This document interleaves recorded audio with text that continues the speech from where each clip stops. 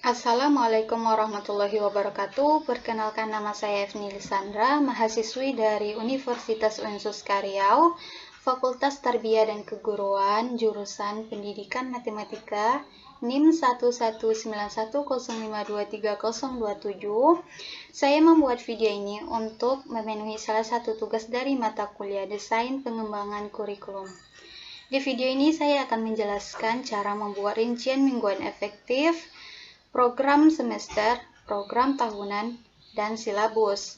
Nah, yang pertama yaitu untuk membuat rincian mingguan efektif. Untuk membuat rincian minggu efektif ini, kita membutuhkan kalender sekolah. Nah, bisa kita lihat kalender sekolah seperti ini. Di sini saya membuat untuk kelas 12 semester genap, mata pelajaran matematika wajib. Nah, untuk semester genap yaitu ada di bulan Januari sampai bulan Juni. Yang pertama untuk bulan Juni, jumlah minggu efektif kita lihat di kalender bulan Juni. Kita mulai masuk yaitu awal semester tanggal 4. Nah, minggunya ada 4 minggu. 1, 2, 3, 4. Nah, kita lihat keterangannya, tidak ada minggu yang tidak efektif, maka minggu yang efektif pada bulan Januari yaitu adalah 4. Maka kita tulis jumlah minggu ada 4 dan jumlah minggu yang efektif ada 4 minggu. Nah, selanjutnya untuk bulan Februari.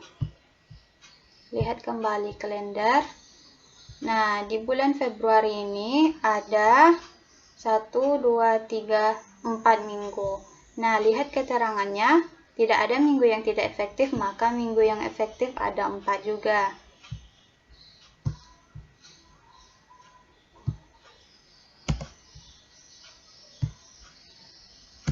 Nah, lakukan seperti tadi yang saya katakan sampai di bulan Juni, maka hasilnya akan seperti ini.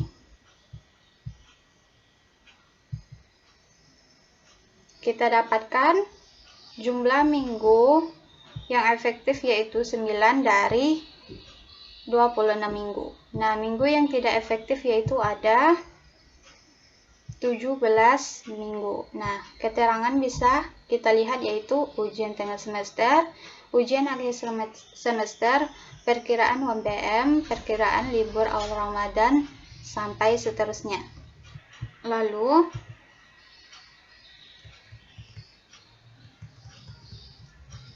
jumlah efektif yang kita dapatkan tadi 9. Di sini saya membuat 5 JP pembelajaran matematika dalam seminggu, maka 5 JP kita kalikan dengan minggu efektif. Minggu efektif yaitu 9, maka 9 dikali 5 sama dengan 45 JP. Untuk program tahunan, di sini terdapat kompetensi inti. Kompetensi inti ini sudah ditetapkan. Lalu terdapat 4 kolom yaitu untuk kolom semester, kompetensi dasar, materi pokok, dan alokasi waktu. Nah, untuk kelas 12 semester 2 ini, materi pokoknya yaitu ada peluang, dan kekongruenan dan kesebangunan. Maka ada 2 bab yang membahas pada kelas 12 ini. Nah, bisa dilihat pada buku yang saya pakai yaitu ada peluang dan ada bab kekongruenan dan kesebangunan. Nah, pada bab peluang ini di sini kompetensi dasarnya saya ambil dari buku yang saya pakai. Di sini terdapat menganalisis aturan pencacahan, mendeskripsikan dan menyelesaikan masalah kontekstual, menyelesaikan masalah yang berkaitan dengan kejadian menjemu. Nah, maka tinggal kita ambil dari buku ini dan masukkan pada tabel yang telah kita buat seperti ini. Bisa kita lihat, menganalisis, mendeskripsikan,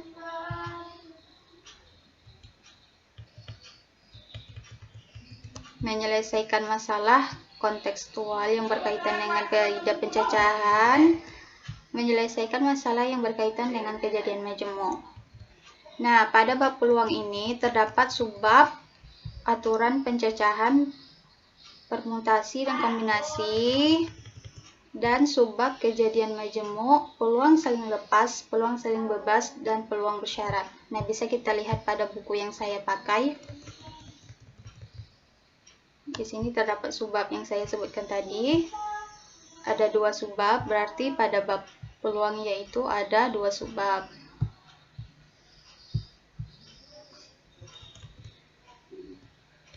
Nah, pada bab peluang ini saya buat 31 JP karena cukup banyak membahas materi. Nah, pada aturan pencacahan ini saya buat 11 JP.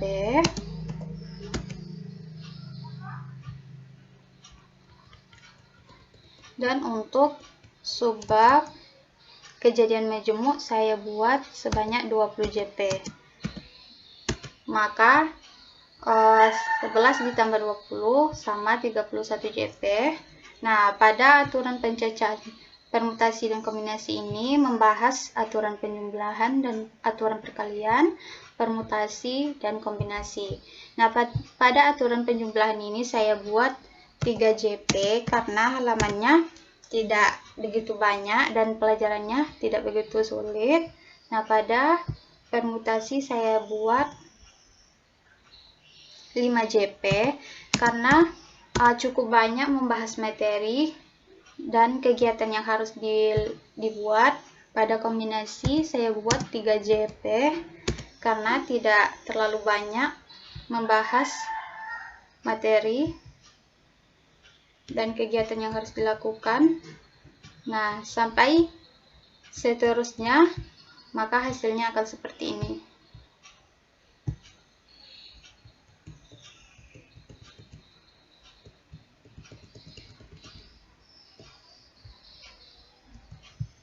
Nah, selanjutnya untuk program semester, di sini terdapat kompetensi inti sama seperti program tahunan yang kita buat tadi. Lalu terdapat kotak atau tabel. Di sini terdapat kolom kompetensi dasar. Kita cocokkan sama seperti program tahunan tadi, lalu babnya juga, serta alokasi waktu. Nah, lalu tinggal kita masukkan pada bulan sesuai dengan JP yang kita buat tadi. Nah, di sini saya tadi membuat aturan penjumlahan dan aturan perkalian itu sebanyak 3 JP. Lalu pada minggu pertama saya buat aturan penjumlahan dan perkalian yaitu 3 JP. Lalu permutasi pada minggu pertama yaitu 2 JP. Maka 3 ditambah 2 yaitu 5 JP per minggu. Nah, selanjutnya permutasi pada minggu kedua saya buat 3 JP. Lalu kombinasi pada minggu kedua saya buat 2 JP, maka 3 ditambah 2, 5 JP. Selanjutnya kombinasi pada minggu ketiga saya buat 1 JP. Lalu kejadian majemuk pada minggu ketiga saya buat 4 JP, maka 1 ditambah 4, 5 JP per minggu. Lakukan secara berulang sampai selesai sehingga mendapatkan 45 JP dan 5 JP per minggu.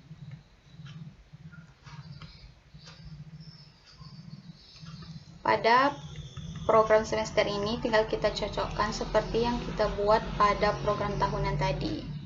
Baiklah, selanjutnya yaitu membuat silabus. Nah, di sini materi pokoknya yaitu peluang. Tadi materi peluang 31 JP, maka kita kalikan dengan 40 menit. Kompetensi inti ini sama seperti program tahunan dan program semester yang telah kita buat tadi. Nah, di sini terdapat kolom kompetensi dasar sama seperti tadi. Materi pokoknya juga sama seperti tadi.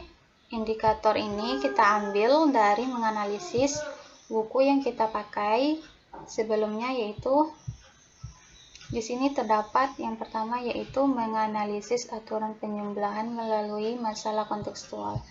Nah, indikator itu saya ambil dari siswa diminta di sini untuk belajar dengan media kartu remi tentang aturan penjumlahan dan perkalian. Nah, dengan kartu-kartu itu, amati kegiatan pengambilan kartu beserta banyak cara pengambilannya. Berarti di sini saya tulis karena siswa menganalisis aturan penjumlahan melalui masalah kontekstual. Nah, yang kedua yaitu menentukan perbedaan antara penyusunan dan pengambilan.